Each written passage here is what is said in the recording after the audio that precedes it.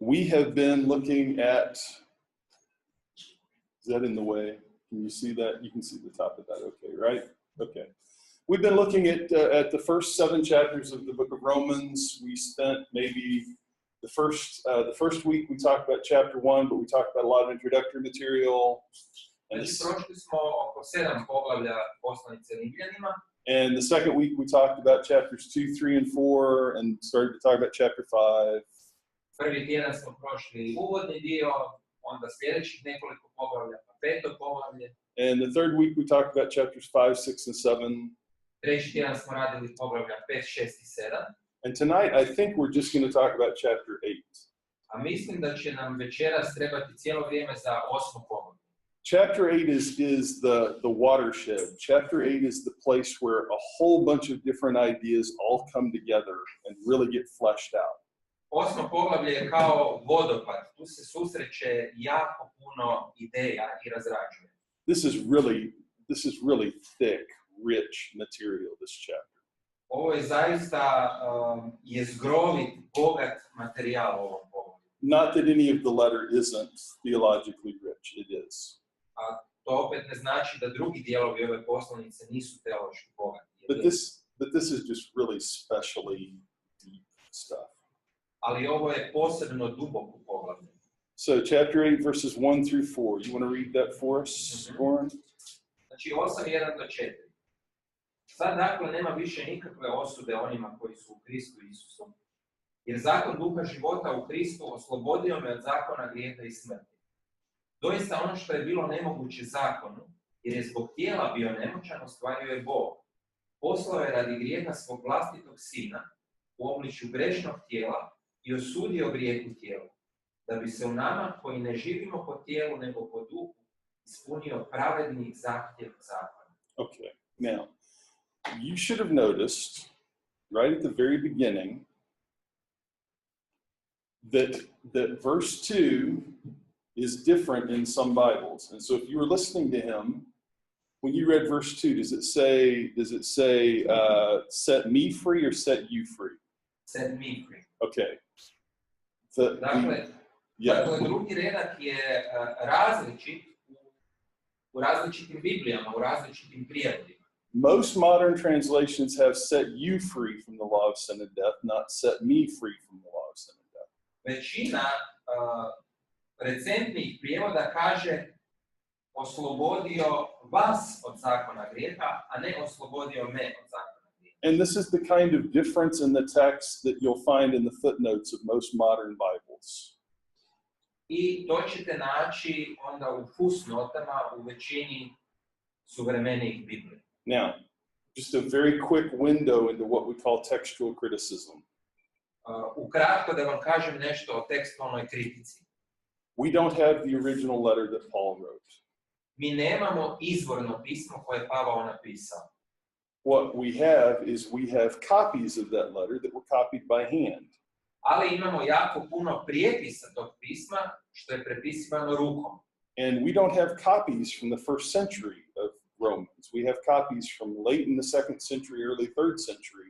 So 150 years after Paul wrote the letter, those are the oldest copies we have. I nemamo rukopise iz 1. stoljeća, nego iz 2. i 3. Znači 150 godina kasnije, nakon što je Pavao pisao, imamo u stvari prijepise njegovog izvornog dokumenta. Which might make you nervous, right? Well, how do we know what Paul really wrote if all we have are copies from 150 years later? I zbog toga bi mogli postati malo nervozni, zabrinuti, pa kako onda znamo što je zbilja u onom izvornom dokumentu? But here's the thing, we don't have just one copy or 10 copies. We have nearly 100 copies from the first 6 or 7 centuries. Ali stvari u tome da nemamo samo jedan prijepis tog pisma, nego imamo stotine rukopisa kroz nekoliko stoljeća. And when you get past the 6th century, we have thousands of copies, handwritten copies. A poslije 6. stoljeća nastalo je još tisuće rukopisa, prijepisa. And they're all almost identical. I kad se usporede, gotovo su identični. When they do have differences, the differences tend to follow really predictable patterns. A tamo gdje postoje razlike, to su određene male razlike u obrascima koji se mogu predvidjeti. But this is what happens with manuscripts that are copied by hand. To je nešto što se sasvim normalno događa sa rukopisima koji se prepisuju rukom. It's impossible for someone writing by hand very long to take perfect notes, make a perfect copy. Jer ako dugo nešto prepisujete rukom, to neće biti 100% savršeno, dogodit će se neke greške. Especially in the earliest church, when the people who were copying weren't terribly literate themselves, they didn't read very well. Pogotovo u ranoj crkvi gdje ste imali ljude koji su prepisivali ta pisma, a nisu bili 100% pismeni. Later on in the 5th century, in the 6th century, you have professional scribes. Kasnije u 5. i 6. stoljeću imate profesionalno zanimanje pisara. Who were trained to copy manuscripts and trained to write really good handwriting. Koji su bili obučeni u tome da kopiraju rukopise i da jako lijepo i dobro pišu. But even then you would get differences in the manuscripts. Ali čak i kod njih su se javljale razlike, odnosno pogreške kod pisanja. Now, textual criticism gives us about 99.9% certainty of every word in the New Testament. Tekstualna kritika je usporedila te rukopise i došla do toga da su oni 99,9% identični. And the kinds of questions that we're left with that we can't be absolutely certain on. A neke stvari koje nam nisu 100% sigurne are questions like, did Jesus say that Peter had to forgive his brother 77 times or 70 times 7? Because that's a variant reading. I na primjer onaj slučaj kad imate da Isus kaže Petru da treba oprostiti 77 puta, ili u nekim drugim rukopisima je varijanta 7 puta 77 puta. Or when Jesus cast out the demon out of the man, was the man in the village of Gadara or Gergasa? Ili na primjer kada Isus istjerao demona iz zlog duha iz čovjeka, da li je to mjesto se zvalo Gadara ili Gerasa?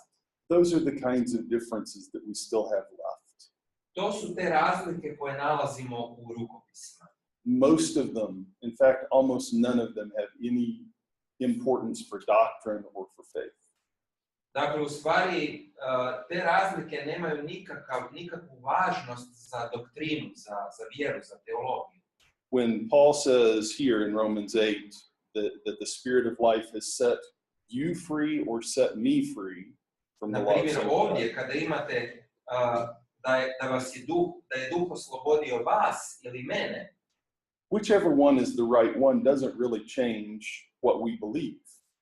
Koja god verzija bila u izvornom dokumentu ne mijenja našu teologiju. There's no important doctrine that depends on that. Dakle, to ne mijenja ni jednu važnu doktrinu. So this is the kind of differences that you have in the text of the New Testament. Dakle, razlike koje nalazimo su u stvari sitnice. What probably happened here is that some scribe thought that chapter 8 verse 2 connected better with the end of chapter 7. Na primjer, moglo se dogoditi to da je neki pisar smatrao da taj redak se više odnosi na ono što je bilo u 7. poglavlju. Remember back in the middle of chapter 7, Paul was talking about how he struggled with the law and the law made him covet. Gdje je Pavao puno govorio o sebi, kako se on borio sa zakonom, imao problema. And he gets to the end of chapter 7 and says, who will deliver me from this body of death? I na kraju 7. poglavlja kaže, tko će me osloboditi od ovog smrtonosnog tijela? And some scribe at some point in the first few centuries, dakle, neki od tih pisara u ranijim stoljećima koji su to prepisivali, was copying chapter 8 and said, this will make more sense if it's talking about Paul from back in chapter 7. Možda je mislio ovo u 8. poglavlju će imati više smisla ako se nastavlja na Pavlovo iskustvo iz 7. poglavlja. You see how the reasoning, how the logic works for that? Znači, možete li vidjeti kako su oni mogli razmišljati o tome? Does it make sense to you that this is the kind of change a scribe would make?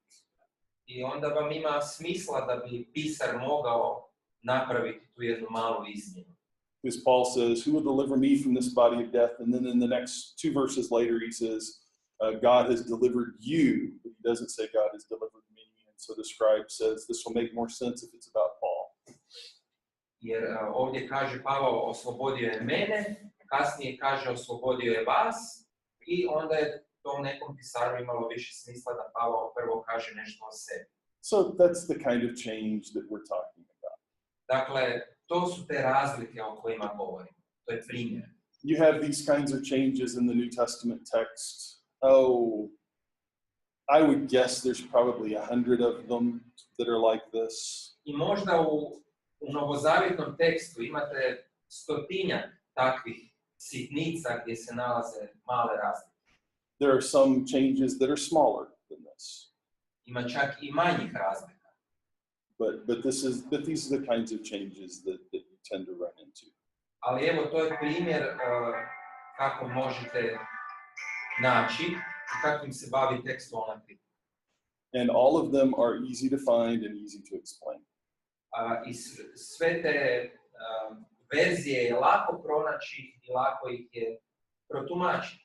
And easy to correct, easy to fix. I lako ih je ispraviti kad se zna da se radilo o pisanskoj pogrešci. We can talk more about that outside of class if you like. Možemo poslije sata više o tome ako vas još zanima.